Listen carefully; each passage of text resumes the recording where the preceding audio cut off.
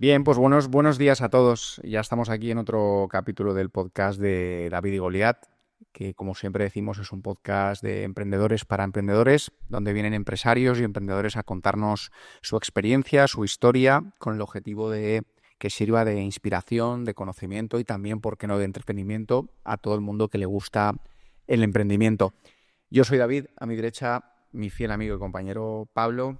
¿Qué tal? Buenos días, bienvenidos. Buenos días, Pablo. Nosotros somos del Sabio del Sultán, una consultora de comunicación y diseño.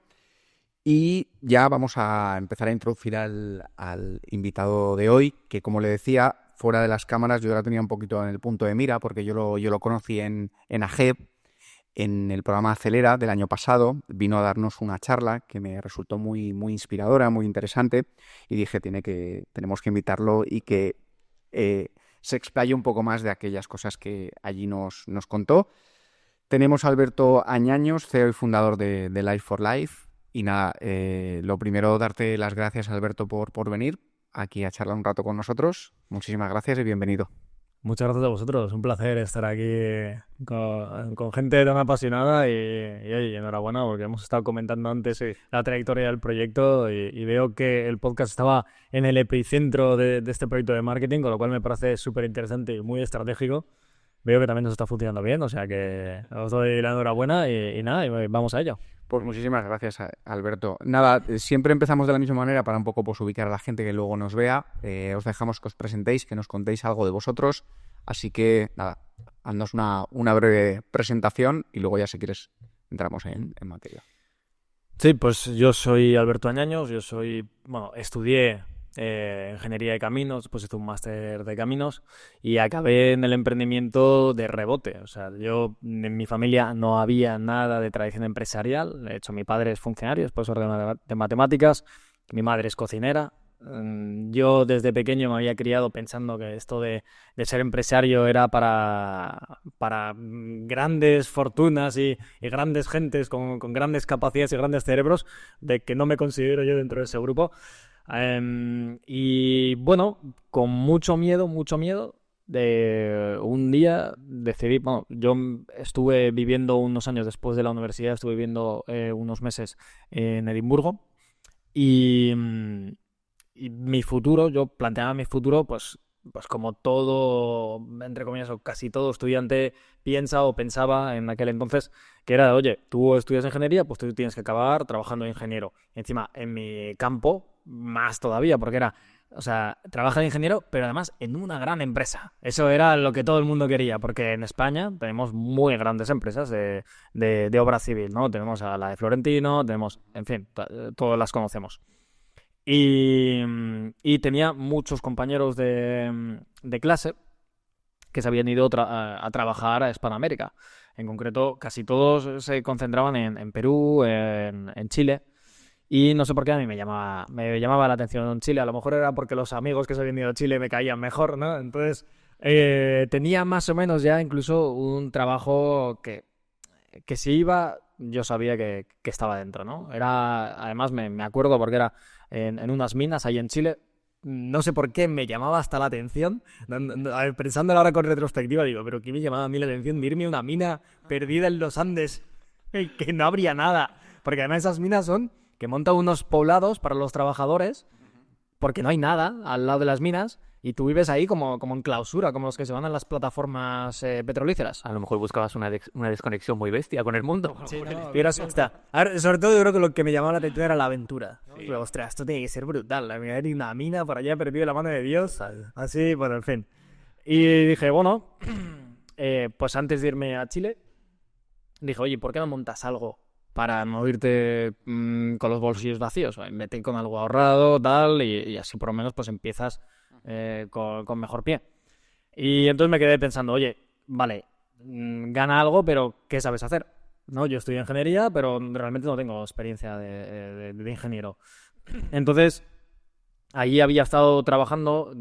Sí que tengo la gran suerte de que mis padres desde pequeños nos han inculcado muchísimo el valor del trabajo, y desde los 16 años he estado trabajando de camarero en verano para ganarme mi dinero para mi ocio. Mis padres siempre me decían, oye, en casa no te va a faltar comida, estudios y ropa, pero todo tu ocio es tuyo. Así que si quieres salir de fiesta, si quieres irte de viaje, espabila y gánatelo tú. Y realmente eso me dio muchísima ventaja. Luego, supongo que con 16 años eso era algo que no me gustaba, pero cuando ya llegas a los 25, a los 30, dices, oye, qué gran favor me hicieron mis padres. O sea, porque claro, mi primera experiencia laboral la había tenido a los 16, cuando la mayoría de gente de mi quinta a lo mejor la tuvo a los 25 o a los 26, ¿no? 10 años después. Entonces yo les llevaba 10 años de ventaja, ¿no? Eso fue brutal. Eso yo creo que es una de las partes que a mí me han ayudado más. Y entonces dije, vale, camarero. Luego había estado 2 veranos trabajando en inmobiliaria en Valencia. Y principalmente para alquiler a estudiantes, porque era lo que se movía en verano en Valencia. Entonces dije, vale, no me voy a montar un bar, ni de coña, o sea, no estoy loco. No voy a hacer eso ni aunque me ponga una pistola en la cabeza, porque la verdad que me gustaba la parte de atención al público, pero no me gusta el que tú estés trabajando cuando todo el mundo está de vacaciones, los fines de semana. Esa parte no me atraía nada. Supongo que también por mi juventud de aquel entonces. Y entonces dije, vale, pues inmobiliario, además me parece súper interesante porque hay buenos tickets, cada vez que haces una venta, un alquiler, pues ganas cantidades razonables. Y dije, oye, pues voy a montar esto. Veo que hay muchos estudiantes en verano en Valencia y veo que las inmobiliarias, no solo la que yo había trabajado, sino en general, el alquiler es como que es algo que no les gusta, porque es como el producto, el patito feo dentro de la inmobiliaria. El que mola es la venta. Entonces dije, bueno, pues a mí el patito feo me gusta, porque voy a tratar con gente de mi edad más o menos, porque estoy todavía en un modo universitario y porque en aquel entonces ganar de cobro pues 700, 800 euros por una venta a mí me parecía fascinante. Entonces dije, bueno, pues vamos a montar una agencia especializada en estudiantes y además le puse mi toque personal que era de, oye, ¿qué te hubiera gustado a ti, Alberto, encontrar al llegar a Valencia? Pues me hubiera gustado encontrar a alguien que me hubiera sabido guiar por toda la zona universitaria, que hubiera sido un poco mi asesor, ¿no? Y me hubiera dicho, oye, pues mira, aquí está el bar donde suele ir la gente. Esta es la zona así de los miércoles. Este es el supermercado que te pilla más cerca de tu piso. Y además te vamos a hacer una fiesta de bienvenida, tienes descuentos todos los jueves en tal discoteca. Y dije, oye, pues voy a montarme un producto a mi medida.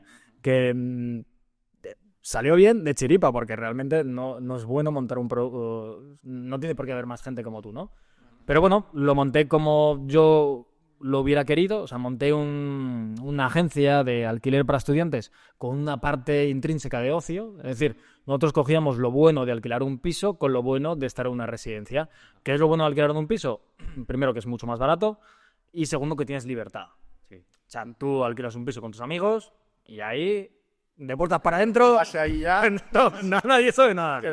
Total. En cambio, una residencia tienes un control de acceso. Sí. Y eso cambia mucho. ¿Conoces a una chica de noche? Uy, control de acceso. ¿Que viene un amigo mío del pueblo para quedarse un fin de semana? Control de acceso. Y las residencias, pues algunas son un poco más laxas, otras, pues, oye, que viene un invitado, vale, pues hay que pagar 50 euros. Ostras, eso sale caro ahora, ¿no? Mejor que no venga, ¿no? Mejor que hagamos otro plan. O, bueno, en fin. Y bueno, pues eso. Bueno, yo creo que se podía mejorar. Uh-huh. Pero ¿qué tenían bueno las residencias? Las residencias tienen una parte muy buena, que tiene una parte de la bandida Social, ¿no? de la parte social. Que tú llegas a una residencia y desde el primer día estás con 500, 600, 1000 personas que están en la misma situación que tú. Y eso es muy potente. Sí. O sea, sí, de hecho eso es la experiencia, ¿no? Que la gente también busca. Claro, exacto. Entonces yo dije, oye, pues ¿por qué nosotros no vamos a tener una residencia? No vamos a tener control de accesos, pero esa parte de comunidad sí que la podemos hacer. Uh-huh. O sea, si al final alquilamos a 600 personas, da igual que uno viva en la calle del fondo, otro en la Plaza Mayor, da igual. Los juntamos todos, hacemos fiestas, hacemos eventos y se van a conocer igual como si fuera una residencia. Y así empezó todo. Y bueno, pues la verdad que sin tener ni idea de empresa, porque yo de lo único que sabía era de matemáticas y de física, yo hice una previsión de un escenario desfavorable, un escenario estándar y uno favorable, uno de éxito. Y ese verano conseguimos multiplicar por 6 el escenario más favorable. Por 6. Por 6. Que vaya arranque. Sí, fue. Madre mía. Fue un arranque que de hecho ese arranque hizo que me replanteara mi vida. Claro, mi plan era montar un proyecto de verano, ganar algo de dinero y irme a Chile a trabajar a una mina. ¿Y qué pasa? Que El sueño de la mina, perdona. claro, el sueño de la mina. Y no sé por qué me gustó, pero bueno, algún día me tendré que ir a una mina en Chile a ver qué me perdí. Y entonces, ¿qué pasó? Vi esto y dije, ostras, esto hay que dar una vuelta. Y entonces es cuando hubo un punto de inflexión en mi vida, porque yo tenía que elegir, ¿no? Oye, renunciar a... O sea, continuar con mi carrera profesional por la que me había estado formando desde que era pequeño, ¿no? Al final tú estás preescolar, primaria, secundaria, bachiller, la universidad, y todo va enfocado a aprender una carrera profesional, y en mi caso había elegido ingeniería. Entonces yo tenía que renunciar a todos los años de mi vida por un proyecto que había aparecido ahí en verano, así, sin quererlo ni beberlo, pero que había ido muy bien y que me había gustado mucho la experiencia, ¿no? Entonces al final pues me decanté por la parte más emocionante, por la parte más pasional, que es la parte de la empresa, y eso sí, jurándome a mí mismo que iba a hacer todo lo posible, que todos los días de mi vida me iba a despertar con el objetivo de llevar este proyecto a ser el mejor del mundo en alojamiento universitario. Y desde entonces yo me despierto todas las mañanas con eso en la cabeza. Y ahí estamos luchando, todos vamos creciendo. Qué bueno. O sea, que tenías ya un propósito muy claro, muy definido, ¿no? Desde los principios, que ahora lo acabas de verbalizar, ¿no? En convertirte en la referencia, ¿no? Eso lo tenías muy claro desde el principio, por lo que veo. Desde el principio, sí. O sea, eso... O sea, nunca he perdido esa claridad. No, yo desde que empecé con Live for Life, yo supe que si me metía ahí era para hacer el mejor proyecto del mundo en alojamiento universitario. Y ahí seguimos. Tardaremos más, tardaremos menos, pero el objetivo está ahí y el objetivo es conseguirlo. Qué bueno, qué bueno. Yo te quería preguntar una cosa que me llama la atención, que estabas comentando, cómo arranca algo y cómo despega algo y va bien inicialmente sin lo que tú decías, ¿no? Sin muchos conocimientos, sin experiencia en la gestión empresarial. ¿Qué sucede ahí o cómo lo haces, ¿no? Tú dices, no tengo muchos conocimientos, no tengo experiencia. ¿Cómo empiezas a funcionar? ¿Con quién te apoyas? ¿Cómo estructuras todo para que la empresa pues vaya funcionando y vaya creciendo, ¿no? Sí, el arranque es muy complicado. Principalmente si no tienes una familia con tradición empresarial que entiendo que a lo mejor puede entender más lo que estás haciendo y te puede apoyar más. ¿Qué sucedía? En mi caso, mi familia no había tradición empresarial. Entonces... mis padres al principio no me apoyaban. O sea, pero no me apoyaban mis padres, no me apoyaban mis amigos, no me apoyaba a nadie de mi entorno. ¿Qué quieres decir con que no te apoyaban? Que no te decían déjalo, o sea, no sigas Claro, ahí. Es decir, a ver, sí, O que no te apoyaban económicamente, a eso me refiero. O sea, si lo necesitabas, que no lo sé.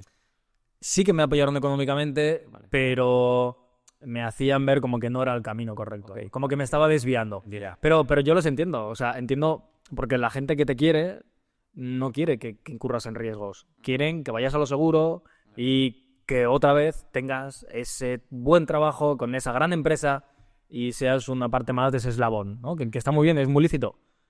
Pero pues hay veces que sale gente con curiosidades y gente un poco diferente, ¿no? Y ambiciones también. Y ambiciones, exacto. Entonces, yo no les culpo a nadie. O sea, de hecho, me gustaría verme en su situación, a ver si yo creo que sí que les apoyaría, pero por el recorrido que ya tengo. Pero que es normal, es decir, y con esto quiero decir a la gente que nos está viendo, de que si se lanzan a emprender después de tener una carrera universitaria y además es un emprendimiento que no tiene nada que ver con lo que han estado estudiando, que no se lleven las manos a la cabeza porque nadie les apoye. O sea, va a ser normal, de hecho es que es lo lógico, porque la gente que está a tu alrededor va a decir, ¿qué cojones está haciendo este tío? O sea, ¿a dónde está yendo? Que no se desvíe, que continúe por lo que ha estado estudiando, que se busque una gran empresa. Porque al final el emprendimiento, si sale bien, es perfecto, pero hay un riesgo tremendo. Hay un riesgo tremendo de que puedes perder dinero, de que puedes perder mucho tiempo, y si sale bien es fantástico, pero si sale mal, pues bueno, pues además seguramente si sale mal la gente te dirá, te lo dice. Sí. Sí, que además no te van a decir, o sea, no te lo dirán al revés. Normalmente si sale bien, Sí. nadie te va a decir, oye, pues te dijo que no, que te iría bien, ¿no? Aunque lo pensaras, o sea, te van a decir lo contrario. Exacto, Al nadie final te va a decir, me equivoqué. me equivoqué y qué razón tenía, ¿no? Lo normal va a ser Exacto. que te digan eso. Y hablando del tema este que hablabas del emprendimiento y demás, de que a veces, pues bueno, no hay un entorno favorable, incluso pues que la gente que se preocupa por ti, pues te lo desaconseja.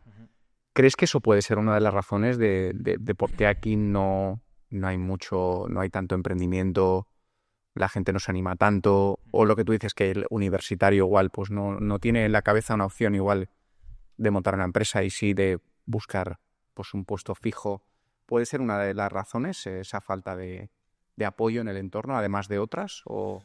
Hay un reto tremendo en el emprendimiento en este país, empezando por la educación. O sea, la mayoría de la gente joven de este país se cría en el sistema público, y el sistema público y gran parte del privado va muy, muy, muy orientado a ser empleado, a ser trabajador. Que está muy bien, que es muy lícito, vuelvo a lo mismo. Pero una sociedad para que prospere necesita empresarios. Una sociedad para que prospere necesita creación de nuevas ideas, de nuevas empresas, porque si no siempre iremos a la retaguardia de todo lo que hagan los demás. Por ejemplo, ayer estaba en una mesa redonda con el diario Las Provincias y hablábamos del futuro del emprendimiento de la Comunidad Valenciana, ¿no? Pues, oye, sí que es cierto que aquí el emprendimiento, que va un poco de capa caída en cuanto a número, porque también están mejorando supuestamente los datos del paro, cada vez hay más empleo o cada vez hay más maneras de ganar dinero, que también incluye ahí la parte de ganar dinero sin hacer nada, que eso era antes que era un componente que antes no existía, el ingreso mínimo vital, que desde mi punto de vista ha hecho muchísimo daño a esta sociedad y lo que le queda por hacer, porque no creo que nadie se atreva a quitarlo. Pues decíamos, oye, sí, ahora está la inteligencia artificial y sí que es cierto que prácticamente todos los emprendimientos que salgan de aquí en adelante van a incorporarlo de una manera transversal. O sea, oye, una agencia de marketing pues lo va a tener, una agencia de alojamiento universitario va a tener inteligencia artificial. Cualquier proyecto lo ha de tener, porque si no, no va a ser competitivo, ¿no? Si no, su competencia se lo va a comer. Pero, ¿vamos a ser nosotros los que creemos la inteligencia artificial? Estamos muy lejos de eso. O sea, estamos en un punto en el que, bueno, todavía se emprende, salen proyectos guays, pero no somos los creadores de la idea original. Estamos como en una segunda división del emprendimiento, estamos en una segunda división a nivel comercial y eso deberíamos de cambiarlo. O sea, por ejemplo, yo tuve un profesor en un programa de aceleración bastante importante, que es un inversor francés, y es un inversor que invierte mucho en startups españolas. Y él decía, en España juega como en la segunda división del emprendimiento, juega como en el segundo estrato, que en ese estrato pues realmente es como el mundo hispano. Estamos ahí los españoles y toda Latinoamérica. Y en la primera división está el norte de Europa, está Estados Unidos, Canadá. Esas son las dos ligas que hay, al menos en Occidente. Luego supongo que habrá una liga en Oriente y tal, con China, Japón, pero en fin, en Occidente estamos ahí. Entonces, ¿qué sucede? Al final, las startups españolas, conocedoras de que están en esa segunda liga, lo que hacemos es centrarnos en, por así decirlo, conquistar toda esa liga, ¿no? Es decir, oye, abrimos en España y empezamos, luego pues vamos a México, luego vamos a Colombia, tal, y luego esperamos a que vengan los de primera división y te compren. Exacto. Y digan, oye, pues yo quiero el de primera división, ¿no? El Uber de turno que compró, bueno, creo a Cabify, no sé si lo compró Lyft, bueno, pues al final es esa estrategia. Cabify empezó a expandirse por todos los países hispanos, o incluso puede que Brasil también, y llegó una empresa norteamericana que quería entrar en esa parte del mundo y que seguramente pues por cultura y por más problemas pues no le interesaba, o porque le interesan más los mercados del norte porque se gana más dinero, pues dijo, oye, pues mira, la mejor manera de entrar es comprar a estos que ya se han encargado de desarrollar esa parte y así ya estoy en todo el mundo. Pero pasará muy pocas veces que empresas que estamos en esa ficticia supuesta división compremos a una grande de primera, ¿no? Porque manejamos volúmenes mucho más pequeños. Y eso también es un reto también que tenemos por delante. Oye, llenémonos de valor, llenémonos de coraje y ascendamos a primera. O sea, aquí estamos en segunda pues, por nuestro contexto, pues, por todo lo que llevamos arrastrado. Pero eso no quiere decir que sea imposible. Hay empresas españolas que tienen una facturación envidiable, ¿no? Entonces, bueno, al final está en nuestras manos. Y es muy importante que pensemos en grande y soñemos. Claro. Sí, lo que pasa es que yo imagino que será también difícil, ¿no? Cuando, digamos, creas un proyecto en la segunda división, si empiezas a crecer muy rápido, imagino que alguien de la primera división, ¿sabes? Como un cazatalentos dirá, hostia, qué bien les está yendo a estos. Sacan el talonario, pam. Y imagino que compran. Entonces también tiene que ser difícil y tienes que ser un poco de acero para decir, no, yo voy a seguir con mi proyecto y rechazo todo este dinero. Imagino que debe ser complicado también. Sí. Supongo. A ver, es que se nos afilan los dientes muy rápido. Exacto. Sí, cuando vemos el talonario de unos cuantos millones es difícil decir que no. Claro. Sí. Y en relación a lo que decías, ¿qué crees tú que debería cambiar para dar el salto de, digamos, a esa segunda división, siguiendo el símil futbolístico, a la primera? ¿Qué deberíamos cambiar a nivel de empresa, de mentalidad, para meternos en ese grupo de cabeza? Sí, mira. O sea, principalmente el principal escollo que tenemos el emprendimiento en España, que no tiene por qué ser diferente en otros sitios, pero en España es la administración. O sea, Totalmente de acuerdo. yo, por ejemplo, cuando empecé, yo recuerdo que había mucha burocracia, que cuando me ponía a hacerla me enfadaba y decía, oye, pero ¿y esto por qué lo tengo que hacer? O sea, ¿por qué no me dejan trabajar? ¿Por qué no? Y yo, si es que yo lo único que quiero es trabajar, estoy contratando gente, estoy repartiendo dinero, estoy creando riqueza. Y te empiezan que que tienes que pagar un curso de protección de datos, que tienes que pagar un curso de riesgos laborales. Y decía, pero riesgos laborales, pues esto es una oficina, si una silla, pues si no hay ni escalones, pero que te vas a caer en el váter, o sea, ¿qué va a pasar aquí? O sea, no sé, o sea, es que no entendía nada. Yo, hombre, yo qué sé, si me dice que estás en una siderurgia, trabajando en metal a 5000 grados, pues entonces sí, riesgo laboral, por favor, que nadie se nos quede dentro de la cuba esa con el acero líquido. Pero una oficina, en fin. Pero es que conforme he ido pasando el tiempo, se ha ido empeorando. Es que ahora tenemos, aparte de eso, ya tienes que sacar un curso obligatorio además de género, otro de LGTBI, otro de... Y dices, madre mía, o sea, si es que si alguien que va a empezar tiene que solo en burocracia pagar 5.000 euros entre todas estas cosas, cuando él está solo, pues oye, es que cumplir con la normativa es que se ha vuelto el mayor lastre para el emprendimiento. Y eso por un lado. Pero luego tenemos que cuando vas a contratar a alguien, más del 50% del salario se lo va a llevar el Estado. Que el Estado dirá, no, es que yo solo me llevo el 20%. Mentira. O sea, el 20% te lo llevas en IRPF, pero te llevas luego un 35-36% en seguridad social, que lo has querido llamar de manera diferente, que dices, no, que es el seguro social. Vale, son impuestos igual. Impuestos y luego tú lo repartes como tú consideres. O sea, va a la misma caja. A lo mejor es una cuenta bancaria diferente, pero da igual. O sea, es un dinero que va al Estado y el Estado luego lo administra. Entonces, si para que alguien pueda cobrar 1.500 euros tienes que pagar en torno a 3.000, pues tienes Explicando mucho las cosas. O sea, tienes un gran problema.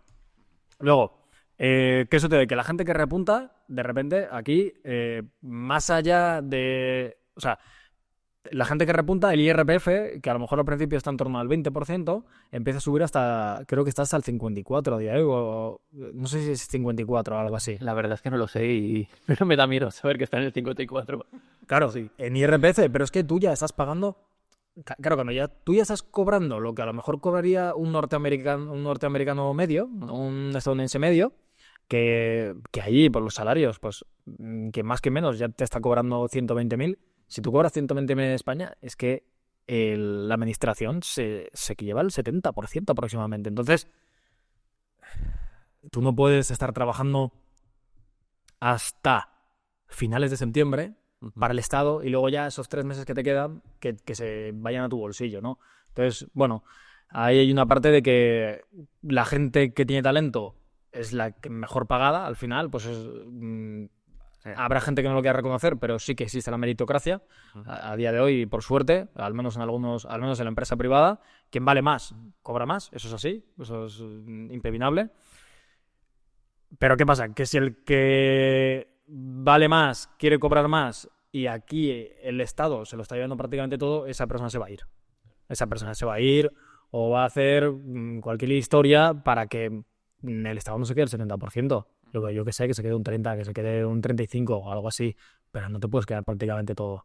Entonces ahí tenemos otro stopper bastante importante. El tema de las ayudas. O sea, el tema de las ayudas, o sea, es que eso es algo que me saca de quicio.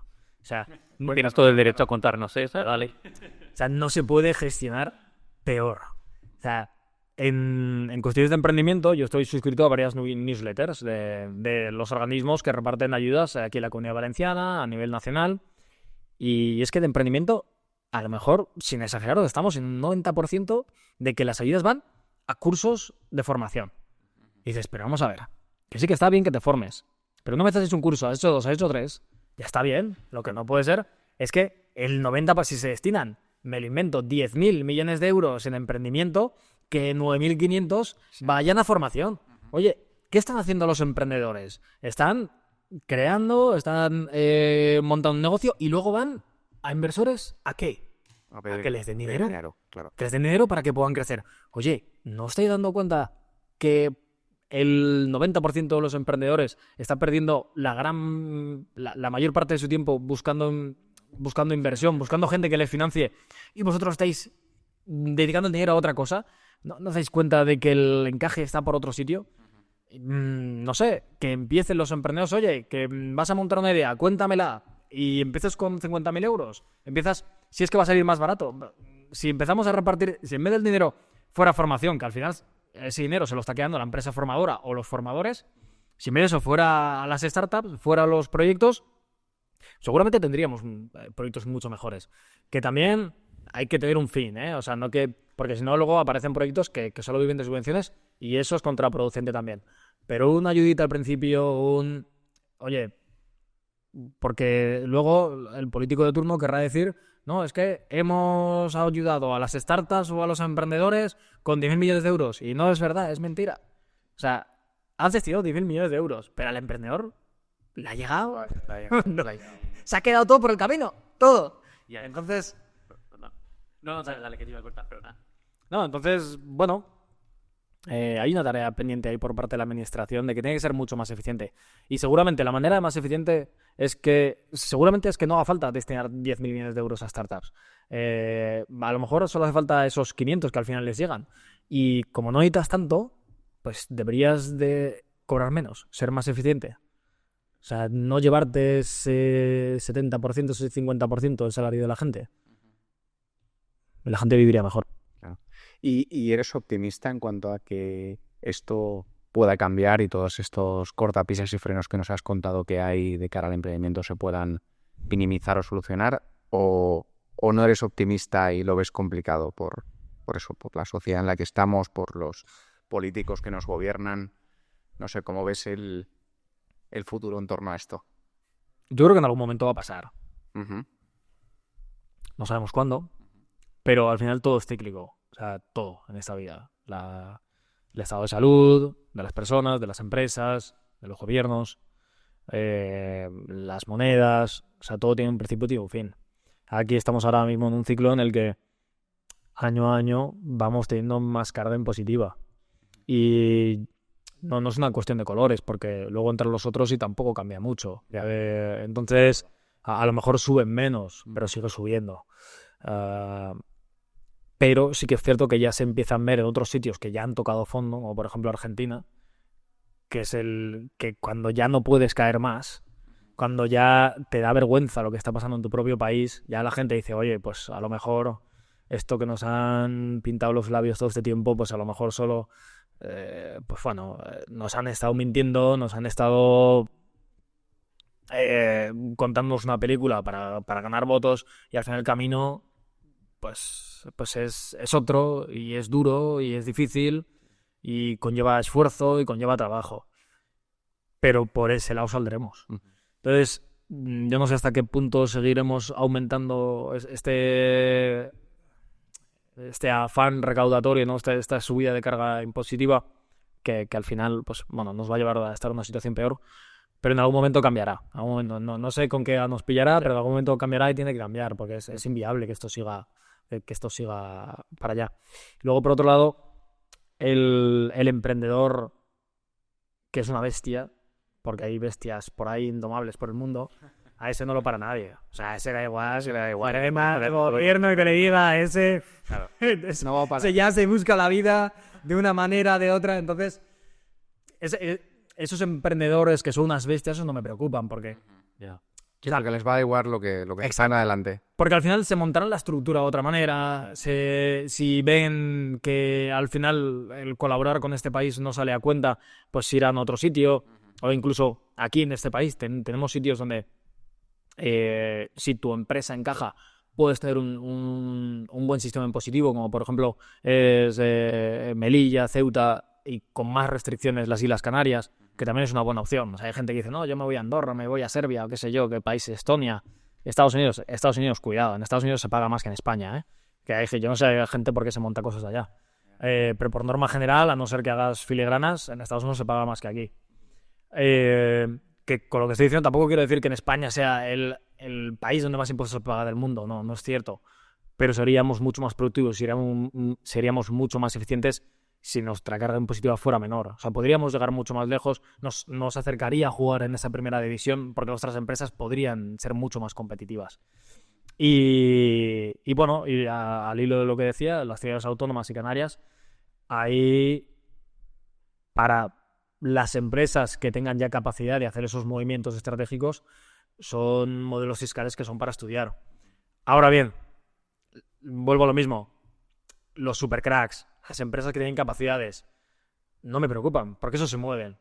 Pero este calvario impositivo, ¿a quién machaca? ¿A quién se lleva por delante? Al que menos capacidades tiene. Al pequeño. Al pequeño. Total. Al pequeño lo devora, al pequeño lo destroza, porque no tiene escapatoria, porque no sabe cómo hacerlo. Y entonces se queda en un callejón sin salida. Claro. Y mira, es que además la semana pasada hablé con un amigo que hacía tiempo que no hablaba con él y me dijo que había cerrado.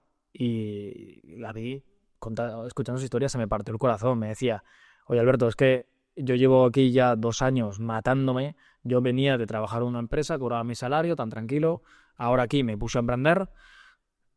Sí que es cierto que ganaba dinero, sí que es cierto que crecíamos, pero es que conforme más crecía mi facturación, más crecía lo que le tenía que pagar impuestos en general, ¿no? Entre impuestos de sociedades, seguridad social, y al final es que el Estado dice, no, es que yo solo me llevo el 25%. Primero, eso es mentira, ¿no? Porque estás cobrando por otros sitios, ¿no? El 25% es el impuesto de sociedades sobre tus beneficios. Pero es que tampoco es lo mismo lo que tú declaras de beneficios que lo que tú realmente tienes en caja. Porque a lo mejor tú dices, oye, pues es que al final, haciendo las cuentas, mi ejercicio contable, que le he dedicado cantidad de horas al año brutales, que eso no me las paga nadie, que eso es principalmente para el Estado, me lo invento, que he ganado 30.000 euros, pero es que, o sea, que tengo que pagar 30.000 euros, pero es que tengo 25.000 en la cuenta. Y dices, claro, y esto le había pasado ya 2 veces seguidas, los 2 años, y dijo, mira, es que yo estar aquí trabajando, dejándome el lomo, haciendo horas sin talento, 70 horas, 80 horas semanales, para que al final, cuando consigo ganar algo, si lo lleve todo lo que tengo en la cuenta, pues he cerrado. Y esas cosas, pues la verdad que a mí me parten el corazón porque me da mucha pena. Sí, yo también Totalmente de acuerdo. tengo la sensación también de que es, poniendo el símil con una planta, de que es como... Uy, que se cae. Al principio, ¿no? Cuando estás creciendo, que eres pequeñito, es como que te quitan el agua que tú necesitas para crecer, te la están quitando. Y además cada vez te exigen más agua y es que al final te terminas secando. Es que no puede ser. O sea, crece más rápido los impuestos que tu empresa y al final terminas ahogándote. Es que no hay otra. Es súper complicado. Nosotros lo hemos hablado, lo vivimos y lo hemos pasado un poco mal al principio, la verdad. Entonces me imagino, Alberto, por lo que nos cuentas, que tú entenderás la gente que se va fuera, porque bueno, se critica mucho, ¿no? En algunos medios escuchamos mucho la persona que se va, que es una persona que no es patriótica, que ha generado aquí o el Estado le ha pagado la educación y que luego se ha ido y entonces ya no aporta nada. No sé, hay como bastante crítica sobre todo en algunos casos quizás más de personas más visibles, de que se vayan fuera. ¿Tú eso cómo lo ves? ¿Lo entiendes? Bueno, entiendo que sí, pero ¿cuál es tu opinión al respecto? Tu posición. En favor, en contra, ¿te vas a ir? ¿Te vas a quedar? No, yo por el momento pienso quedarme en España. O sea, en ese aspecto soy patriota. Pero todavía el Estado no me quita tanto como para que deje de querer contribuir a España. Y aunque el día de mañana, imagínate que en un futuro, por lo que sea, cambiara, mi empresa sigue aquí, o con lo que mi empresa seguiría pagando impuestos ineludiblemente a España, pase lo que pase, ¿no? Pero bueno, aquí hagamos una reflexión de fondo, ¿no? Oye, hay gente con dinero que se está yendo, ¿no? Oye, ¿por qué no hay ningún político que diga, en vez de señalarles y decirles, oye, mira estos que se están yendo, que se están llevando el dinero de las carreteras, siempre con lo mismo, las carreteras, yo no sé, cada vez que dicen carreteras, no sé cuánta gente tenemos ahora mismo construyendo carreteras, pero debemos ver carreteras hasta la luna. En fin, ¿por qué no sale alguien diciendo, oye, vamos a sentarnos con esta gente, que esta gente puede aportar mucho, y vamos a ver qué necesitan para que se queden? O sea, ¿qué es lo que os ha espantado? ¿Qué es lo que os ha ahuyentado? ¿Qué condiciones estaréis dispuestos? Y no digo que se haga exactamente lo que digan ellos, pero que haya un acercamiento, que haya una negociación, que oye, pues me he ido porque aquí me ofrecen el 10% y vosotros me estáis quitando el 50%. Pues, oye, sentémonos. A lo mejor no es el 10%, a lo mejor no es el 50%, pero puede que sea un 30%. Acuerdo y que no se vayan, ¿no? Que no se vayan tanto. Y que ese acuerdo puede ser, puede ser económicamente beneficioso para el país. Entonces, claro que iba a ser beneficioso, bro. Porque la gente que cobra mucho, o la gente de grandes rentas, no solo es dinero, es talento. claro. Quien piense que la gente con dinero es un tonto porque pasaba por la calle, pues hombre, que hay gente que lo piensa, dice, no, que es muy tonto y tiene no sé cuántos millones en el banco. Pues no sé cómo los habrá hecho, que me lo explique el tonto ese. Generalmente hay una dinámica que se repite, que la gente que de grandes ingresos y la gente que tiene mucho patrimonio suele ser gente extremadamente talentosa. O sea, que te sientes a lo de ellos un rato y es como si hubieras hecho un máster. Entonces, esa gente, yo la quiero de España. O sea, y ya no pensemos solo en la gente que se va de España a otros países. Pensemos en la gente de otros países que a lo mejor están quemados de su fiscalidad, a esa gente con talento de otros sitios, que la traigamos, que vengan aquí a colaborar. Que es que eso es un tesoro. O sea, gente, yo qué sé, imaginaos que Jeff Bezos se hubiera criado aquí. Pues hubiera sido brutal. ¿Cuánto más tendríamos de PIB en este país? O sea, ¿cuánto mejoraría nuestra renta? O sea, imaginaos que Amazon fuera española. O sea, eso sería absolutamente espectacular. Y eso es algo que, por ejemplo, los estadounidenses hacen muy bien. Tienen una permeabilidad a la hora de llegar a todo el mundo y decirle, oye, es que este es el sitio del talento. Y a pesar de que tienen impuestos brutales. Y más en California. En California es que no te dejan... Capaz que cobras muchísimo. Pero en California los impuestos son una barbaridad. Pero lo han vendido muy bien. Y tú vas a California, vas a Silicon Valley y es que el coeficiente intelectual ahí, o sea, es una auténtica locura. O sea, yo estuve hace el verano pasado y en fin, o sea, un sitio muy particular del mundo. Muy particular, es un sitio de puro cerebro. Y la verdad que es envidiable. Sí. ¿Y qué tal fue la experiencia? O ahí en ese entorno con toda esa gente que viste ahí o que no sé qué te llevaste de interesante. Pues estuve ahí un verano en un programa de Tim Draper, que es un billionaire. Tiene una historia súper curiosa, porque su familia fue de los primeros, se habla de Bill Gates, se habla de Mark Zuckerberg, se habla de esos primeros emprendedores que situaron Silicon Valley en el mapa, ¿no? Porque antes de ellos Silicon Valley no existía. Estaba Stanford, que una universidad con prestigio, tal, pero emprendimiento pues había lo justo, ¿no? Habría empresas buenas, pero no estaban estas. Y la familia de este hombre, de Tim Draper, fue de los primeros que invirtieron en estas compañías, en estos super unicornios que están dominando el mundo. Entonces, claro, ¿qué pasa? Que esta familia, pues, invirtiendo en estas personas que estaban haciendo cosas raras en ordenadores y unos garajes, pues se ha hecho, pues ahora son billonarios y tienen muchísimo capital y bueno, o sea, también darles también su reconocimiento, porque sí que es cierto que estos emprendedores de éxito pues han cambiado el mundo, pero también hubo gente como Tim, que sin Tim ellos seguramente no hubieran podido llegar, ¿no? Sí, cogieron ese riesgo, ¿no? De apostar por ellos. Claro. Eran unos locos, unos garajes. Y bueno, pues esta persona, pues al final tiene algo muy parecido a lo que tiene aquí Juan Roch. En definitiva, que tiene una universidad de negocios y tiene una aceleradora. Exactamente igual que Juan Roch. Y, por cierto, pues si ven algo interesante, invierte. Exactamente igual. Solo le falta montar supermercados. y nada, fue súper interesante de ver cómo allí se trata el emprendimiento. O sea, primero, que el nombre del campus se llamaba la Hero City. O sea, la ciudad de los héroes. Entonces, tú ya entras a la Hero City. Y dices, ostras, es que aquí me tratan como héroe, ¿no? Y es súper chulo. De hecho, en el evento de graduación te ponen unas capas y tú eres héroe durante todo el día. Tú eres como una especie de Superman. Qué buena. Es muy... A ellos también les gusta mucho escenificar estas cosas y tal. Y bueno, es como que ellos, además, había otra de las cosas que me llamó muchísimo la atención, es que siendo que tienen un país enorme, que es la primera potencia mundial, que tienen, si no me equivoco, más de 300 millones de habitantes, venían emprendedores a darnos charlas a los que estábamos ahí en el programa. Y los emprendedores que nos venían, todos venían con una proyección mundial. O sea, no había alguien que decía, no, es que yo estoy montando una heladería a domicilio para California o para Estados Unidos. No, yo lo estoy montando, pero voy a estar en India, voy a estar en... Todos los proyectos iban con proyección mundial. Todos. O sea, era como... O sea, aquí, si empezamos algo... Es para lo grande, ¿no? Es a lo bestia. Y eso primero que fue una diferencia que dije, tío, la de proyectos que yo me encontraba aquí, pensando, no, es que esto es para mi pueblo, esto es para la provincia, esto para no sé qué. Y dije, joder, en qué pequeño pensamos, ¿no? Eso, una de las grandes diferencias. Y luego, es que, claro, es que te aparecen proyectos de tipos que dices, tío, ¿de dónde has salido? O sea, apareció un tipo que de hecho le va de a cojones y su proyecto era lanzar satélites al espacio para hacer fotos desde allá y vendérselo a empresas, pues de constructoras o lo que sea. Uh-huh.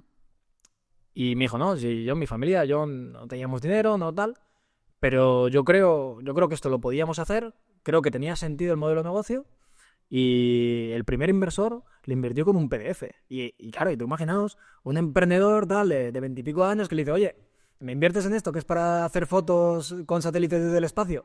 Y hubo un tipo que le puso dinero. Y al final, ese lleva 7, 8 años en la empresa y ese chico a día de hoy ya tiene un montón de satélites en el espacio haciendo fotos por todo el mundo. Qué fuerte. O sea, imaginaos el nivel. O sea, es que es pensar lo grande, pero con descaro. Además, en plan, a lo bestia. Y esto lo voy a hacer y lo único que me hace falta aquí es pasta a alguien que crea en mí, alguien que me acompañe, porque yo lo voy a dar todo. Y he dicho lo de enviar cohetes al espacio para hacer fotos, como se me puede ocurrir cualquier otra marcianada, que al final va a ser cuestión de dinero, de gente y de talento. Y ahí se atreven, y a lo mejor aquí en esa parte pensamos más en pequeña. Sí, desde luego. O sea, que ahí es quizás la principal diferencia, ¿no? La mentalidad. Sí. De la forma de pensar. ¿Y cómo tratan ahí al emprendedor? O sea, a todos los niveles. Por ejemplo, tengo también otro amigo en Miami, que este chico además es valenciano, abrió un gimnasio en Madrid. Un gimnasio que además era bastante famoso, que tenía una azotea, que era muy instagrameable y tal. Y aquí en Madrid tenía a la policía que cada 2x3 le estaba poniendo problemas por la licencia, por no sé qué, porque era un edificio histórico. Y había un teatro y bueno, que no se entendían muy bien. Y dice, macho, yo me fui a Miami, monté el mismo modelo de negocio y lo que más me flipó, o sea, hubo dos cosas que le estallaron la cabeza. Y dice, mira, cuando poco después de yo abrir, me vino el sheriff del barrio. Me dijo, oye, eres nuevo aquí y tal, que sepas que aquí todos los meses hacemos reunión de empresarios para comentar qué es lo que las empresas de este barrio necesitáis ¿Y en qué os podemos ayudar? Si estáis teniendo problemas de seguridad, si hay vagabundos que lo que sea. Y la policía hacía reuniones con todas las empresas del barrio para ver en qué les podían ayudar. Empezando por ahí, que decía, Como en España, ¿no? Más... claro, exacto, más o menos igual que en España. Aquí vino la policía hace poco a ver qué preocupaciones teníamos y cómo nos podían echar una mano, sí. Sí. Aquí, si te aparece la policía por la puerta, ponte a temblar. Ponte a temblar, ¿no? Bueno, Y luego, otra de las cosas dijeron, yo, por haber invertido aquí no sé cuánta cantidad de dinero, no sé si en total con un préstamo y tal había llegado a 800.000 o algo así, pasé a optar a que la ciudad de Miami me diera la llave de la ciudad. Y dentro de todos los que se presentaron, al final me la dieron a mí. Y decía, ostras, yo llego a emprender de otro sitio y tengo a la policía que todos los meses se reúne activamente. Vienen ellos a mí, no es que yo vaya a ellos, vienen ellos a mí a preguntarme en qué me pueden ayudar. Y luego además llega el alcalde y me da la llave de la ciudad por haber invertido no sé qué cantidad en su ciudad. Y digo, ostras, es que es un cambio de concepción. Es como que ahí tienen en cuenta que tienen en cuenta, son más pragmáticos, son más realistas en el aspecto de, oye, si se está creando una empresa, pues a lo mejor eso le va a venir bien a la sociedad y a lo mejor el día de mañana mi hijo puede estar trabajando en su empresa o al lado, pero necesitamos que haya gente que se atreva, que arriesgue y que cree empresa y hay que cuidarlas. Sí, es darle valor, Claro. valor a esa gente. Y ahí se cuida, en la sociedad se cuida. Y sería bonito que esto pasara aquí también. A lo mejor es el motivo que comentabas antes. ¿Por qué la gente se va a emprender a Estados Unidos? Pues porque es una mentalidad diferente, es una forma de pensar diferente. También invertir, yo creo que la gente tendrá más, al tener también más capital, imagino que también será más fácil, ¿no? Conseguir inversión en tus proyectos. No sé, puede ser. Sí que es cierto que se tratan cantidades mayores, pero por ejemplo, si hablamos de financiación bancaria, ahí los intereses son doble o triple que aquí. Entonces, eso es un peligro también. Porque son sistemas diferentes. Ya. En el crédito, sobre todo en el crédito, es muy diferente. También es cierto que ahí, si tú montas un proyecto, por ejemplo, un proyecto inmobiliario, y al final no han salido las cuentas o lo que sea, tú al banco le entregas las llaves y se terminó. Y ahí se terminó la responsabilidad y el banco, pues ya esa promoción, pues la venderá como sea, siempre y cuando no hayas hecho una negligencia, ¿no? Siempre y cuando no te hayan prestado 1 millón y tú la hayas gastado en barcos. Ahí el banco no te va, ¿sabes? Pero si tú el dinero lo has empleado en lo que tú decías que va a estar empleado, tú entregas las llaves y se acabó. Y tú como administrador, pues has obrado de buena fe, a lo mejor no has sido lo talentoso que el banco esperaba, no has sabido encontrar el mercado correcto, te has equivocado, pero el riesgo era de ambos. Aquí sí que es cierto que el desprenderte de una deuda no es tan fácil. Aquí si te equivocas, pagas. pagar. Y bueno, también supongo que es otro de los lastres que tenemos a la hora de emprender. Claro. Yo te quería preguntar antes, estábamos hablando de startups, tú además estás muy metido en el ecosistema de startups, de fracasos, de emprendedores que no llegan y demás. ¿A qué crees que se debe esa tasa tan elevada de startups que fracasan, que cierran, que no llegan a los 5 años de vida? Es un tema de proyectos, financiaciones, es decir, ¿cuáles crees que son las razones principales de esto, ¿no? Principalmente una falta de foco. Falta de foco. Falta de foco, sin duda alguna. O sea, la mayoría de los emprendedores, en vez de pensar que el dinero tiene que venir de sus clientes, piensan que el dinero tiene que venir de unos posibles o sus inversores. Y eso no tiene por qué ser un error, pero si tú basas el 100% de tu proyecto a que el dinero tiene que venir de los inversores, oye, en algún momento la gente se va a cansar de apostar por ti o es posible que en ningún momento nadie invierta en ti, ¿no? Entonces, creo que el emprendedor startupero, el emprendedor en startups, tiene que centrarse más en facturar.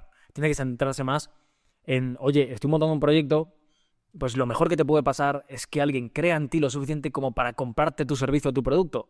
Entonces, una vez hayas conseguido eso, oye, para adelante y sigue vendiendo y vende más. Y no estés tratando de que la gente te preste dinero, porque al final un inversor es una manera de prestar, pero no es un dinero orgánico que ha llegado a tu empresa, no es un dinero real que ha producido tu proyecto. Entonces, creo que gran parte del fracaso de las startups se debe a eso, de que no se está teniendo tan en cuenta al cliente como se debería de tener. O sea, el cliente tiene... O sea, tú tienes que ser capaz de que el cliente te compre. Sí, Y eso es Claro. lo básico, desde luego. si no van por ahí los tiros, es que algo estás haciendo mal y tienes que cambiar. O sea, no puede ser algo secundario el que el cliente... Está muy bien tener usuarios, está muy bien que tengas likes en Instagram y que tengas 200 comentarios en un post que hayas hecho en LinkedIn de tu proyecto. Está fantástico, no te digo que no. Pero al final lo que cuenta y lo que te va a hacer el ir al supermercado y comprarte 1 kilo de macarrones o de lo que sea, pues va a ser el dinero que tengas en cuenta. Entonces tienes que conseguir que tu cliente... Tienes que conseguir tener clientes, punto. Clientes que paguen, no clientes gratuitos. Y es uno de los grandes problemas. Y veo muchísimos proyectos que se ponen a desarrollar y esperan a que esté perfecto y no, lo voy a sacar dentro de 3 meses porque todavía el proyecto no ha terminado, porque me falta pulir esta parte de la web, porque es que el producto no se ha terminado. Quiero sacar otro producto además para que sea más complementario, para que tenga un catálogo donde elegir, tal. Sí. Y 2 años después todavía no se han atrevido a vender. No, y eso es otra de las cosas que me da una pena, me da una lástima. Digo, con el talento que tenías, con lo bien que lo estabas haciendo, y al final no te has atrevido lo más importante, que es salir a vender. Tienes que salir a vender. Si no sales a vender, tu proyecto va a morir, pase lo que pase. Y la venta es imprescindible para cualquier proyecto. Creo que es uno de los grandes problemas. Sí, me acuerdo cuando pasó Richard Morla por aquí, que nos contó que antes de empezar un proyecto, lo primero que hacía era intentar venderlo. Y si lo vendía, luego ya se lo planteaba El primer cliente. el primer cliente. Y luego ya, si lo conseguía, ya se lo planteaba. Pero lo primero era encontrar a alguien que le interesase y que se lo o sea, y venderlo. Porque si no veía, era como su forma de testear, ¿no? Si la idea, cómo de validar la idea, ¿no? Si lo vendía, funcionaba y si no, pues lo dejaba pasar. Eso me parece también un enfoque interesante porque es el lánzate, ¿no? Es lánzate, mira si funciona y si no, ya le inviertes. Pero no te pases todo el tiempo paralizado desarrollando para luego no lanzarte nunca. Fracasa barato. Fracasa barato. Sí. También hay una parte que cuando... O sea, ¿eso en qué suele ser recurrente? En el emprendedor que acaba de salir de la universidad, ¿no? ¿Qué sucede? Que cuando es un emprendedor que acaba de salir de la universidad, muchas veces confunde el estar en la universidad estudiando con el empezar un trabajo, ¿no? En el sentido de que mientras estás estudiando, tú estás trabajando gratis. Tú estás haciendo tus deberes, haciendo tus trabajos, y a ti nadie te paga, pero tú lo sigues haciendo. Que está muy bien, que es necesario, pero cuando ya cambias el rol y dejas de ser un estudiante a estar montando un proyecto, tú ya no te puedes conformar con echar tus X horas diarias. Tú ya tienes que orientar ese trabajo a que tenga un rendimiento. Entonces, ahí hay también una labor divulgativa de, vale, sí, ahora ya te has hecho adulto y ahora tienes que empezar a ganar dinero. Ahora ya no vale decir que estás echando horas en casa. Ya no eres estudiante. Cambia el chip. Claro, total. Hablabas del tema hemos comentado el tema de los fracasos, fracasar y demás, y tenía ahí un par de preguntas que quería hacerte relacionada con eso. La primera es que si crees que aquí, en esta sociedad, está un poco penalizado el fracaso, es decir, que cuando algo no te ha salido bien parece que, bueno, pues se acabe el mundo. O sea, no sé, me da la sensación que con otras sociedades está como más aceptado, interiorizado, que se puede fracasar y no es tan negativo y es incluso positivo por el aprendizaje que te llevas. Eso por un lado. Y luego te quería preguntar si tú hasta llegar aquí has fracasado muchas veces, te has equivocado muchas veces, hasta llegar a donde estás con la empresa. No sé si hay dos tipos... Sí. A ver, para mí, 2 tipos de personas frente al fracaso. Están las personas que ante el fracaso se vienen abajo y ven solo la parte negativa. Y hay personas que son absolutamente irreductibles, que te fracasan y encima tienen la grandísima cara dura de aprender de esos fracasos, ¿no? Que es lo que tendríamos que hacer todos. Y fracasan y están contentos. Y dicen, joder, he metido la pata, pero mira lo que he aprendido. A cierto punto, ¿no? Tampoco señalar la estupidez. Y cuanto más nos acerquemos a esa segunda persona, una sociedad mejor que tendremos, ¿no?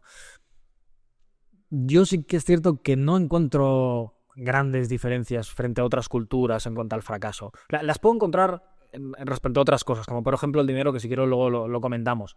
Pero en el fracaso también hay veces que se ha romantizado mucho, ¿no? Como diciendo, no, es que otras culturas premian el fracaso. Yo eso lo he llegado a ver hasta puntos de que, por ejemplo, en entidades públicas, decir, no, es que tú has fracasado aquí, entonces eres la persona perfecta para este puesto. Yo eso fue una entrevista de trabajo, que me la contaban a mí y yo decía, pero ¿esto va en serio? O sea, tampoco. O sea, la has cagado en todo por lo que has pasado por tu vida, entonces eres el perfecto. A lo mejor querían hundir la empresa o algo, y dijeron, pues es perfecto para el objetivo. No, es una empresa pública, que todos conocemos. Y acá no me... A decir, que el fracaso es bueno siempre y cuando aprendas. Pero no hay que romantizarlo y no hay que extrapolarlo a... No, en otras culturas el fracaso es la hostia, no. El fracaso es brutal, bueno, es brutal tampoco. El fracaso puede ser bueno siempre y cuando aprendas. Pero es mucho mejor no equivocarse. Tampoco seamos... ¿Sabes? Totalmente de acuerdo. No perdamos el foco tampoco aquí. Si no te equivocas o te equivocas poco, pues seguramente te vaya mejor. También hay que reconocer los errores. O sea, porque a veces que hay gente que dice, no, yo me da perfecto todo de maravilla, no me equivoco. Y luego seguramente sí que se haya equivocado en muchos sitios, lo que pasa es que le cuesta reconocerlo. Y me ves otra pregunta. Sí, te decía que en tu caso, en tu trayectoria, sí, bueno, pues había sí, me ofrezco fracasos, muchas caídas, muchas... Claro, a ver, es que es parte del camino. O sea, para mí, un golpe duro, por ejemplo, fue cuando yo empecé, hicimos este por 6 de las mejores predicciones. Mi proyecto en aquel momento era muy estacional. Nosotros vendíamos mucho en verano, que era cuando los estudiantes cambian de casa. Y luego en invierno pasábamos un invierno pues terrible, ¿no? Porque prácticamente no se facturaba nada. Entonces... para mí fue muy duro el momento en el que después de haber vendido relativamente bastante, quedarme solo otra vez. Quedarme solo en la oficina, tener que abrirla yo, cerrarla yo, pasarme todo el día sin hablar con nadie, sin que vinieran clientes. Y eso me pasó 2 veces. Y lo recuerdo como 2 de los momentos duros de mi emprendimiento. De crecer y luego de crecer. Cuando decreces, eso se lleva mal.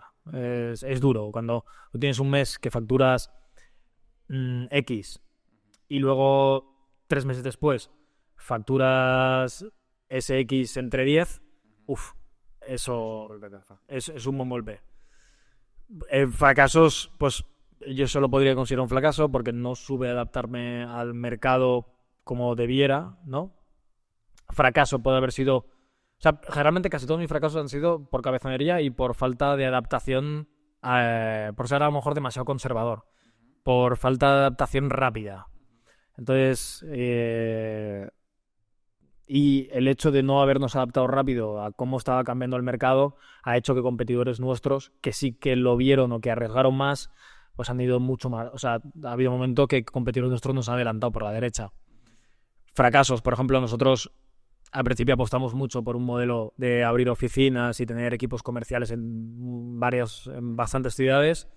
Y al final estimamos que eso era insostenible porque, bueno, ahora estamos en la estrategia contraria. Estamos mirando de cerrar algunas oficinas que tenemos, de hecho ya hemos cerrado alguna y estamos centralizando todo desde Valencia porque, bueno, no supimos ver lo bueno que tenía el tenerlo todo centralizado, el que todo el equipo trabajara conjunto y tampoco supimos anticipar el cómo de importante o cómo de suficiente iba a ser para ese futuro inquilino la necesidad de no visitar las viviendas. Porque al principio pues, éramos un poco más escépticos de, oye, pues sí, ¿no? Viene aquí el estudiante, viene con los padres, a veces vienen hasta las abuelas, el perro, pero eso cada vez se ve menos. Cada vez es todo ya más digital, la gente alquila desde sus pueblos, desde sus países... Y eso va requiriendo que el hecho de que tengamos oficinas físicas, pues cada vez tiene menos sentido, ¿no?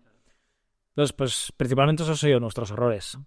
Y sí, errores se cometen. Yo te diría que todos los días, a mayor o menor escala, pero siempre se cometen. Y lo importante es estar atento y poder aprender de ellos. Y entiendo que aprendiste y te llevaste un aprendizaje de todas estas cosas, seguro, ¿no? A ver, yo creo que siempre hemos aprendido. No sé si hemos aprendido lo suficiente, porque nos seguimos equivocando. De hecho, hoy a las 3 tengo una reunión porque estamos metiendo la pata en otra parte. Pero es que es inevitable. A ver, cuando estás emprendiendo incurres en riesgos. Y eso quiere decir que hay veces que acertarás al 100%, otras al 80%, otras al 70% y otras te pegarás una leche de cojones. Pues es el camino. Bienvenidos al emprendimiento para quien nos esté viendo. Total. Y ya que comentabas también de aprendizajes, también algunos aprendizajes que hayas destacado en toda esta trayectoria y que puedas compartir con nosotros. Mirad, yo creo que un emprendedor tiene que tener 3 cualidades imprescindibles y si no las tiene, es mejor que haga otra cosa. Porque está muy romantizado el emprender, pero el emprender es muy duro y si te sale mal, te puede salir muy mal. Está claro que yo también, como consejo, emprende lo más joven que puedas porque menos riesgos tienes. No tienes, cuando estás salido de la universidad, Es luego de reaccionar, ¿no? Y de hacer otras cosas. no tienes familia, no tienes dinero, no tienes una casa que perder, no tienes coche, si no tienes nada que perder, pues arriesga, no pasa nada. Eso es como tu estrategia financiera. Al principio, cuando eres joven, es mejor que inviertas a más riesgo y conforme vayas acumulando más patrimonio, seas más conservador, ¿no? Pues esto es igual. Y si te pones a emprender cuando ya sí que tienes cosas que perder, pues pon cortafuegos. Claro. O sea, no te pongas a emprender a lo loco como si no tuvieras nada, ¿no? Eso es el primer consejo. Pero, volviendo a las actitudes. Si no tienes talento, si no tienes capacidad de acción y sobre todo, si no eres perseverante, si no eres un motivado de la vida de estos que dices, es que no hay manera de hacer que esta persona, de echarlo atrás. Si no tienes esas 3 condiciones, es complicado que tu emprendimiento te vaya bien. No quiere decir que sea imposible, pero yo todos los emprendedores de éxito que conozco tienen esas 3 cualidades y las tienen muy marcadas. Talentosos, gente de acción y perseverantes. Me cuadra. Imprescindible. Tiene sentido. Totalmente. Yo te comentabas una cosa que la tenía apuntada por si podías profundizar un poco más porque me pareció interesante. Yo te leí, o creo que en una entrevista o en un post tuyo de LinkedIn, que decías que no nos contaban la realidad o algo así, que no contábamos la realidad de lo que era el emprendimiento. Ajá. En cuanto a la dureza y demás. Entonces, me parece interesante que profundices un poco más porque la gente que nos pueda escuchar y demás, pues yo creo que es importante saber a lo que se puede enfrentar, ¿no? Y a lo complicado que es. Se me ha olvidado una cosa que seguramente vaya asociada con esas 3 actitudes. Pero el emprendimiento, si tú te metes en un emprendimiento, también hay otro requisito, que es que ese emprendimiento tiene que ser tu pasión. A ti te tienen que brillar los ojos cuando hablas de tu idea. Claro. O sea, tienes que estar enamorado de lo que haces. O sea, tiene que haber ese amor. Porque si tu único objetivo es hacerte rico, hacerte millonario, y lo único que te excita de todo ese camino es el dinero que posiblemente te llegue el día de mañana, tu pasión no va a ser tan fuerte con tu proyecto, tu compromiso con tu proyecto no va a ser tan fuerte como para que seas capaz de superar todas las barreras y todos los obstáculos que te vas a encontrar. Con lo cual, emprende en un proyecto en el que tú te sientas completamente alineado, donde tú te veas capaz para llevar todo eso. O a lo mejor al principio no te ves capaz, pero lo irás descubriendo por el camino. Pero sobre todo, que eso te apasione. O sea, es que si no te apasiona, luego no vas a poder regalar todas esas horas que vas a tener que regalar a tu proyecto inevitablemente. Un emprendedor, no nos engañemos, para llegar lejos, aquí, que más que menos hemos tenido muchas semanas, sobre todo al principio, de trabajar 80 horas, 70 horas. Yo creo que todavía estoy en una media de unas 60 horas semanales de trabajo. De hecho, no sé si sabría decir si en algún momento dejo de trabajar, porque siempre está el trabajo en mi cabeza. Y a lo mejor tienes una comida que puede que... Siempre hay una parte comercial en casi todo lo que haces cuando eres un emprendedor, claro, y lo tienes ahí en mente. Entonces, o esto te apasiona o puede ser un calvario para ti. Porque para mí la parte más brutal que tú tienes cuando estás emprendiendo es que de repente tú eres dueño al 100% de tu vida. Tú eres dueño de tu parte personal, pero eres dueño también de tu parte profesional. Tú decides, si tu proyecto es tuyo, tú decides hasta dónde quieres llegar. Oye, yo quiero convertirme en la mejor plataforma de alojamiento universitario del mundo. Eso lo he decidido yo. No ha venido nadie que me ha dicho, oye, Alberto, que tienes que conseguir este objetivo para el año que viene. No, eso lo he decidido yo y si el día de mañana quiero cambiar, cambiaré. ¿Vale? ¿Eso quiere decir que tenga más tiempo libre? ¿Eso quiere decir que entonces ya, como eres tu propio jefe, ya te sientas en el bar y te tomas una copa de vino? No. Generalmente es lo contrario. Como tú eres tu propio jefe y tú te vas poniendo tus objetivos, tanto en cuanto seas más ambicioso con ellos, tú vas a trabajar más. Pero vas a trabajar más porque tú lo decides cada día. Y a pesar de que ese extra de libertad, algunos lo puedan ver como falta de libertad, porque parece que te estás esclavizando, realmente es tu voluntad. Estás haciendo lo que tú quieres. Entonces, para mí eso es lo más brutal que tiene que es esa libertad. Pero cuidado con emprender algo si no tiene las condiciones que he dicho antes y si lo único que te mueve es el dinero. Claro. Si lo único que te mueve es el dinero, claro, tienes un problema. Las probabilidades de cambiar, de que otra cosa te motive más y virar pueden ser altas. Ahora que comentas esto de la vida personal y la vida laboral, ¿cómo lo haces para, digamos, mantener ese equilibrio, ¿no? Entre la vida, porque por lo que comentabas, tu vida laboral se está comiendo un poco a lo mejor la parte personal, ¿no? Por la cantidad de horas que decías que comentaba. ¿Tienes algún truco para llevar todo esto bien o...? Sí, a ver. También otra cosa que hay que subrayar, así cuando emprendes y vas a tope, vas a muerte y estás enamorado de lo que haces, sí, es muy probable que dejes varios muertos por el camino. Porque de repente tu proyecto va a ser tu obsesión y vas a ir a muerte. Y es la única manera de triunfar, ¿eh? Y esas píldoras que venden por ahí por redes sociales, no, hazte millonario de un día. Joder, seríamos todos millonarios. Yo no sé si es posible, lo desconozco, pero sí que es cierto que yo no conozco a ningún millonario que lo haya sido en un día. Es posible para el que te lo vende, el que te vende. Exacto, ese sí que seguro que se hace rico rápido. Entonces, vas a dejar muchos muertos por el camino. ¿A qué me refiero con muertos?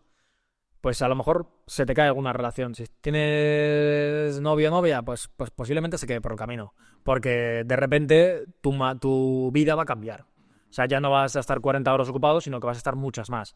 Entonces ese cambio es posible que tu pareja no lo acepte. A mí, por ejemplo, en mi caso, pues yo tenía una relación de 8 años y se quedó por el camino. Se quedó por el camino por el enfrentamiento, sí. Principalmente por eso, porque era nuestro principal enfrentamiento. Y vas a tener menos tiempo de normal, claro, para tomar cervezas con tus amigos, para ver a la familia, son sacrificios que si quieres llegar lejos, depende de tu punto de ambición, pues tendrás que hacer.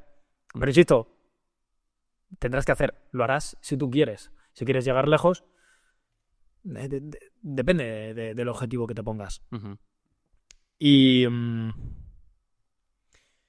Pero bueno, es que al final es tu elección. Claro, es tu elección. Totalmente.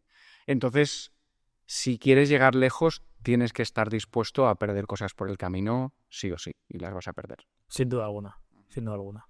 O sea, no puedes pretender querer llegar lejos, ser el mejor de donde sea haciendo algo y estar en todos los tardeos de tus amigos, de, yo qué sé, todos los miércoles, todos los martes o todos los días.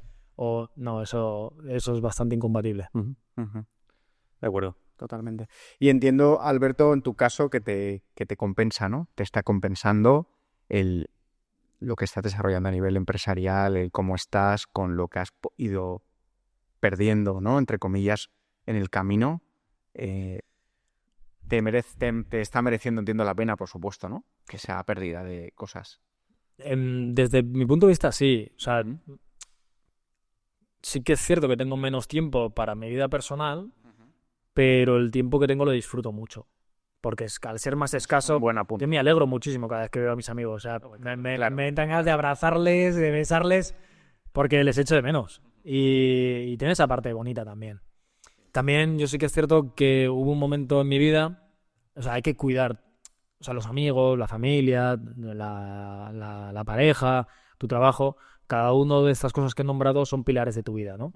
Entonces, tú no puedes derribar todos los pilares y quedarte solo con uno porque entonces tu vida se va a desmoronar.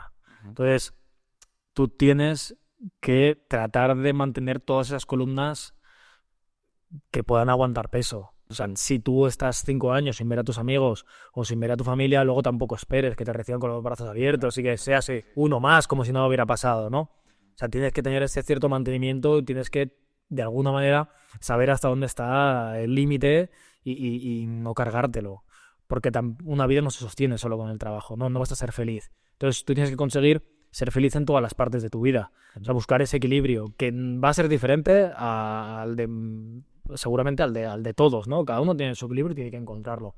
Yo, por ejemplo, al principio sí que trabajaba prácticamente todos los días de la semana. Y sí que es cierto que a partir del segundo o tercer año dije, vale, los fines de semana no soy emprendedor. O sea, el fin de semana yo tengo otra vida, yo me pongo la gorra de civil, ¿sabes? Y estoy pues con mi familia, estoy con mi pareja, estoy con mis amigos. Y ese es el equilibrio que yo he encontrado y que más me llena y con el que más a gusto me siento. Eso no quiere decir que hayan excepciones. Ya, que pueda haber un fin de semana que me tenga que ir por trabajo a tal sitio, o que tenga... Pero yo intento que eso sean cosas puntuales y que no sea el sistema. Claro. Y ese es el equilibrio que yo he encontrado. Cada uno encuentra el equilibrio que tenga. Por ejemplo, yo el fin de semana no hago nada del trabajo, pero entre semana yo trabajo al fallo. O sea, yo entre semana trabajo hasta que el cerebro no vea más. O sea, cuando el cerebro ya dice, a ver, aquí ya esto no está conectando, ahí ya paro. Claro, yo imagino que también cada persona tendrá un punto en el que se quema, ¿no? Quiero decirte que todo el mundo tiene que saber dónde está ese punto, ¿no? En plan, yo puedo trabajar hasta aquí porque es que si no me voy a quemar y voy a abandonar, ¿no? Quiero decir, claro. Tú a lo mejor puedes trabajar todas esas horas, pero habrá otra gente que dice, mira, yo es que para mí mi vida personal tiene un peso más importante y necesito crecer más lento, ¿no? Quiero decir, a lo mejor, no sé, creo que también puede ser una posibilidad en lugar de dedicarle 60 horas, pues 50 o lo que cada uno quiera. Pero eso, claro, inevitablemente va a rendir en tu capacidad o en el crecimiento. O sea, el tiempo al final que le dedicas a tu empresa tiene que estar relacionado con el crecimiento, creo yo, al menos al principio. Entonces imagino que irá en detrimento, ¿no?, del crecimiento de tu empresa. Pero bueno, era poner sobre la mesa otra forma de ver las cosas. ¿Y estuviste mucho tiempo trabajando todos los días, de lunes a domingo? Curiosidad. A ver, no quiere decir que yo estuviera trabajando todos los días de manera ininterrumpida, pero no me cortaba nada si el sábado tenía que trabajar, si el domingo tenía que trabajar. No le ponía peros, como a lo mejor ahora sí que trato de que no entre eso, ¿vale? Y eso, por ejemplo, serían los 2 primeros años de emprendimiento. Yo no ponía filtros. O sea, el fin de semana se trabajaba igual, a lo mejor con un poco más de sosiego, porque la oficina está cerrada, pero yo desde casa estaba ahí dándole. Entiendo. Te quería preguntar una cosa que antes has dicho, me ha parecido muy interesante. Hemos hablado del concepto del esfuerzo. Nos hablabas antes que es algo que un poco se está como, ¿no?, que distorsionando, que a veces es difícil, ¿no?, encontrar a personas pues comprometidas, implicadas, que se quieran esforzar. Hablamos del tema del equipo y te quería preguntar un poco más sobre esta parte, ¿no?, sobre el tema del esfuerzo, del equipo. Contabas también antes que lo más complicado, o una de las cosas más complicadas, era cuando empiezas a crecer y vas incorporando gente al equipo, la gestión de las personas. Y era para que nos explicaras un poco más la parte de personas, esfuerzo y demás, que me parece interesante. Sí, el sistema laboral en España ha cambiado drásticamente en los últimos 60 años. O sea, antes era muy normal que tú entraras a un trabajo y estuvieras toda la vida en ese trabajo. De hecho, si cambiabas de trabajo, la gente un poco se daba las manos en la cabeza, en plan de qué habrá pasado, qué habrá hecho. Era como si hubiera dejado a la mujer o... Era un drama, ¿no? Y ahora es al revés. Ahora parece que si alguien está más de 3 o 4 años en una empresa, es esta persona, ¿qué le pasa? O sea, es que no tiene ambiciones, no tiene curiosidad, no tiene nada. Entonces, eso que me parece muy interesante para el trabajador, porque al final es formación, es ver cosas diferentes y me gusta mucho que haya esa inquietud. Para la empresa es un problema, porque cuando las personas están funcionando bien, cuando la empresa percibe que ese trabajador ya está cerca de su máximo de potencial dentro del equipo, el trabajador a su vez siente que ya está cerca de su máximo de aprendizaje, con lo cual ya le deja de interesar en esa parte formativa. Entonces, esas 2 curvas, la del empresario y la del trabajador, están invertidas. O sea, la curva de interés disminuye, o sea, conforme a una le aumenta, al otro le disminuye. Entonces, ahí tenemos una disyuntiva que es un poco complicada de solventar. Ahora, para tener un equipo sólido, ahora para tener un equipo que sea fiel y que esté contigo, sobre todo allí tienes que saber jugar con la parte emocional y con la parte de tener una marca en la que ellos se sientan cómodos, se sientan a gusto y se sientan orgullosos de pertenecer a ello, ¿no? Es como, si nos vamos al caso más extremo, pocos trabajadores de Google se sentirán menospreciados, por así decirlo, más allá del sueldo, por el puesto de trabajo que tienen, ¿no? Seguro que ellos, cuando quedan con sus amigos, pues primero que ellos lo llevan a gala y segundo que sus amigos, y son la envidia de sus amigos, en plan, no, es que mi colega trabaja en Google, ¿no? Pasa, no sé qué equipo sois, pero bueno, siendo objetivos, Sí, igual. a día de hoy, quien más galardones tiene es el Real Madrid y hay pocos jugadores, o sea, el Real Madrid consigue traer jugadores por menos dinero del que están cobrando en sus clubes, pero ellos podrán decir siempre toda su vida que han jugado en el Real Madrid, que es el equipo que a día de hoy tiene más palmarés con muchísima diferencia del segundo, ¿no? Y también con eso es más probable que ellos ganen más títulos, porque por probabilidad es ese equipo el que gana los títulos, más allá de que tenga años mejores o peores. Entonces, hay una parte súper importante de crear tanto por un lado de crear esa marca de que sea muy amigable y muy confortable para el trabajador, y luego que dentro, una vez esa persona está dentro, que aparte de la marca que sea reconocida y que sea premiada y que de tal, que hay un ambiente envidiable dentro. O sea, que esa persona entre a trabajar y sienta como una segunda familia. Cuando esas dos cosas se combinan, es cuando en un país como España puedes empezar a retener talento y empezar a trabajar y empezar a proyectar a futuro sin miedo a que vayas perdiendo eslabones por el camino. Y tú, en tu caso particular, Alberto, ¿sientes ya que tienes construida esa marca con la empresa?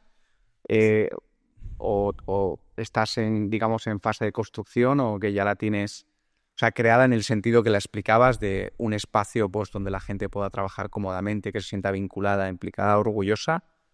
¿Y qué haces, por curiosidad, en relación a esas políticas, ¿no? Para que una persona pues se sienta a gusto y contenta de estar en la empresa? Pues mira, súper interesante la pregunta, porque esto ha ido cambiando con el tiempo. Nosotros somos una empresa que nos preocupamos mucho de la imagen, y mi agenda es más de relaciones públicas de Live4Life que de CEO. O sea, yo estoy haciendo campaña todo el día, parezco un político.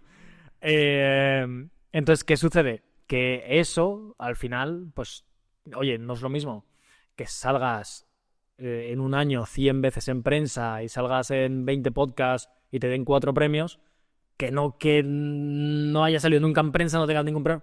Entonces, la gente, sí que es cierto que nosotros vamos notando que conforme la empresa tiene más recorrido, la gente entra con otro brillo en los ojos. O sea, ahora las últimas incorporaciones se morían por entrar en Live4Life. O sea, tenían muchas ganas de entrar en Live4Life. Eso al principio no pasaba.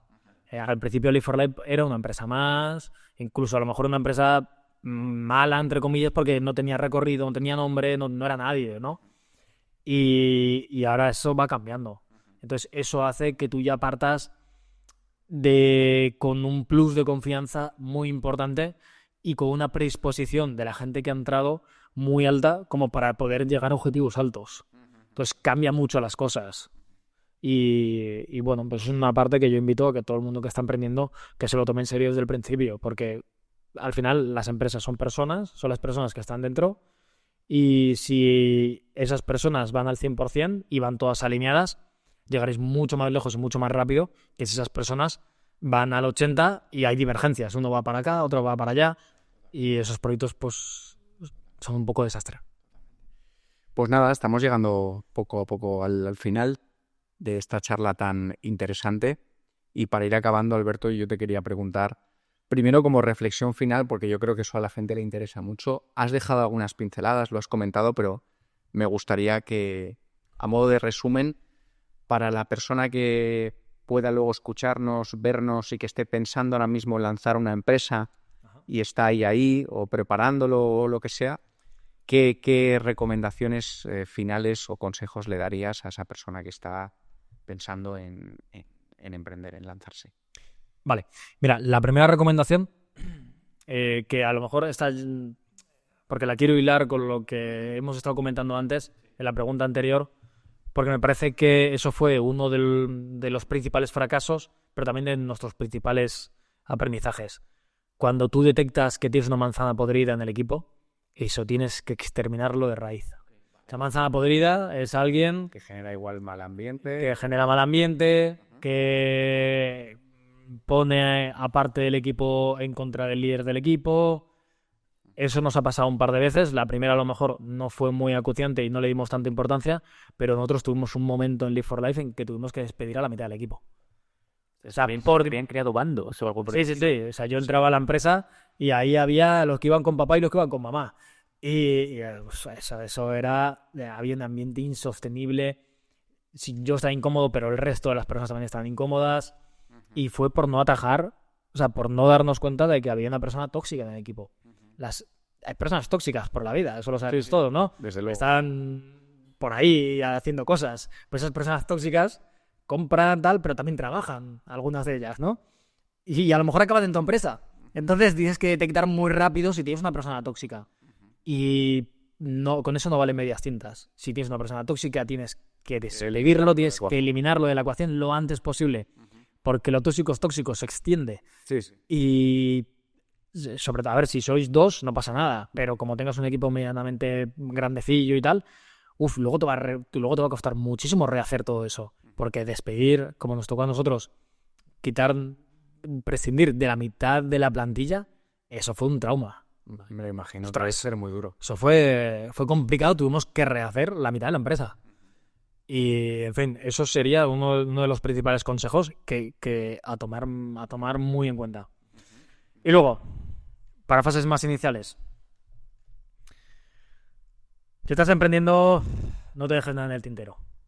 O sea, ves a muerte y que por esfuerzo y por perseverancia no quede. Yo siempre se lo digo a la gente que entra en Live for Life, pero esto valdría también para un emprendedor. El esfuerzo es gratis.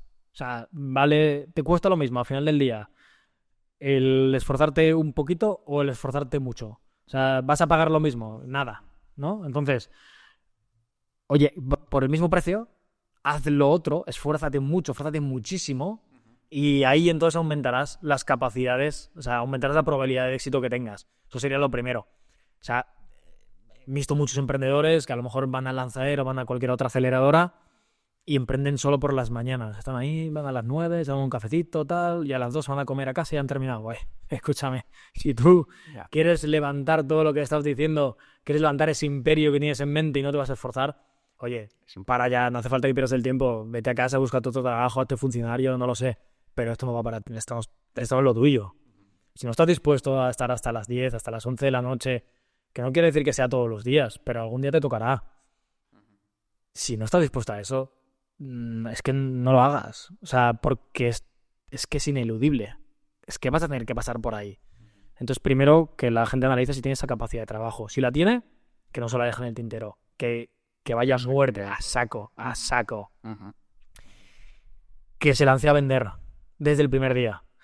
Que no está terminado, que no... Da igual, nosotros en Live for Life llevamos ya casi 9 años y no está terminado. Y nunca va a estar terminado. Repsol no está terminada, Vodafone no está terminada. Siempre hay cosas nuevas que hacer porque el mundo cambia y siempre hay actualizaciones, siempre hay tal. Luego se te ha caído no sé qué, te ha llegado un ataque de ciberseguridad. Nunca va a estar terminado, hazte la idea.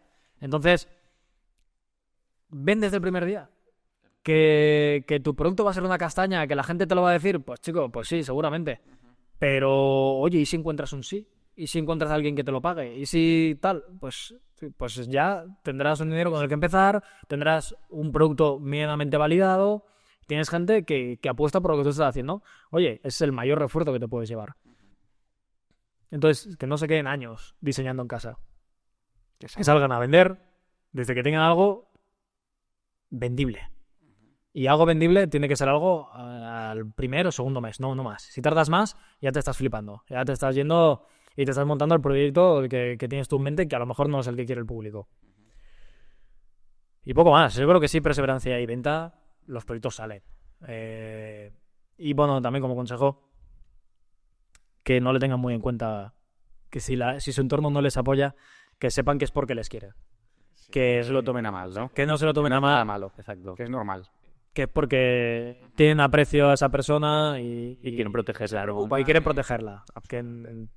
Y que no se lo tomen a mal, ni que se lo tomen como algo decisorio, ¿no? En plan de, no, es que mi padre ha dicho que esa idea es una castaña, entonces, si mi padre lo dice, chimpún. No, oye, a lo mejor tu padre tiene intereses de que tú no lo hagas, intereses positivos en el aspecto de que no quiere que te escoñes, que no quiere que corras ese riesgo, pero que al final cada uno tiene su vida y cada uno tiene que tomar sus decisiones y sus riesgos.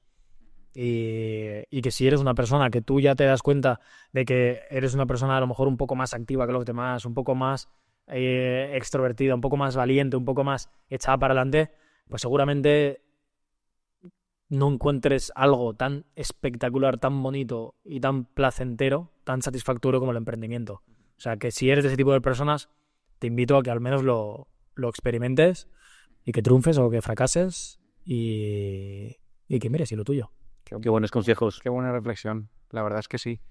Y ya por último, Alberto, si nos quieres compartir, no sé, proyectos del futuro con la empresa, algo que vayáis a hacer, hacia dónde queréis evolucionar, dónde te gustaría verte con Life4Life dentro de unos años, en relación a lo que decías del propósito del principio, ¿no? De esa meta que tenías muy clara, ¿dónde te gustaría verte en unos años con la empresa?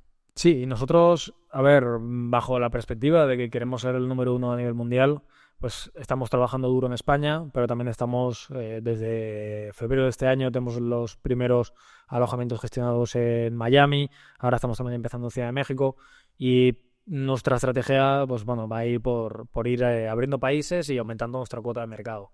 Pero en paralelo, vemos, o sea, nosotros hemos sido siempre una startup un poco inusual en el sentido de que siempre hemos rechazado todas las ofertas de inversión en el capital que nos han propuesto. Siempre hemos sido una startup bootstrapping, es decir, que crecemos con el ingreso de nuestros clientes. Y desde el principio hemos ido nosotros también invirtiendo en inmobiliario. Y creemos que esto es algo que se nos da realmente bien. Entonces, en breves, no tardaremos mucho en sacar una marca asociada a Live4Life de inversión inmobiliaria con este tipo de activos, ¿no? Activos en rentabilidad, que los sacamos a muy buen precio, le damos rentabilidad al inversor mes a mes. El inversor no tiene por qué comprar el activo completo, puede comprar una parte, una participación. Y luego, en el momento en que se venda ese activo, o sea, porque nosotros cogemos un activo que está fuera del mercado, le aportamos valor, lo ponemos en alquiler, con lo cual le subimos el valor al inmueble. Ese inmueble luego lo vendemos y, evidentemente, el inversor que ha comprado ese inmueble con nosotros, pues también se llevará parte de la plusvalía. Y la verdad que me hace mucha ilusión arrancar este proyecto. Suena súper interesante, la verdad. Y como al final es que cerramos el círculo. O sea, tenemos el conocimiento para sacar buenas inversiones y las llevamos haciendo prácticamente desde el principio. Y todo lo que invirtamos se va a comercializar con Live4Life. Y evidentemente va a estar en las primeras posiciones para que esté siempre rentando a la máxima rentabilidad, ¿no? Entonces creo que tenemos como plataforma de inversión, tenemos un aliado brutal que es Live4Life para que esas inversiones sean lo más óptimas posibles, ¿no? Y ahí le vamos a meter mucha caña los siguientes meses. Pero suena súper bien. Sí. Pues nada, ojalá os vaya muy bien. Que os irá bien, claro, suena muy bien con la experiencia que lleváis, seguro. Claro, qué bueno. Nos esperamos de inversores a todos. Sí, total. Oye, y si alguien quiere contactar con vosotros, saber de vosotros, hablar contigo, también siempre ponemos al final de la entrevista los canales de contacto. Entonces, si nos quieres decir un poco dónde os pueden encontrar, pues lo añadiremos al final. Pues mira, tengo la suerte de que tengo un apellido bastante raro. Somos como 300, somos 300 en el mundo. Entonces, si tú buscas Alberto Añaños en LinkedIn o en Instagram, lo pongo como Ananos porque no les gustan las señas. Si pones Alberto Añaños, pues por LinkedIn o por Instagram me van a poder encontrar. Y no hay muchos Alberto Añaños en el mundo. Muy bien. Pues ahí queda. Pues nada, Alberto, yo de nuevo, como te decía al principio, darte las gracias por haber venido, por haber elegido nuestro espacio para hablar de emprendimiento, que es lo que más nos gusta. Yo personalmente he aprendido mucho hoy, me llevo cosas muy, muy positivas, muy interesantes que intentaré aplicar aquí. Y creo que esta sensación también se la va a llevar la gente que nos pueda escuchar o ver cuando publiquemos la entrevista. Sobre todo todos los consejos, recomendaciones que has dado me parecen muy, muy, muy acertadas. Estoy de acuerdo en ellas. Y nada, y darte las gracias por este ratito de charla. Muchas gracias a vosotros. La verdad que he estado súper cómodo Nosotros también. y nada, interesante. Os decía antes que esto es como una primera cita. Así que encantado de haber tenido esta primera cita con vosotros. Muchas gracias. Pues nada, Alberto, muchas gracias. Y a quien nos esté escuchando, nos vemos en el próximo episodio. Hasta la próxima.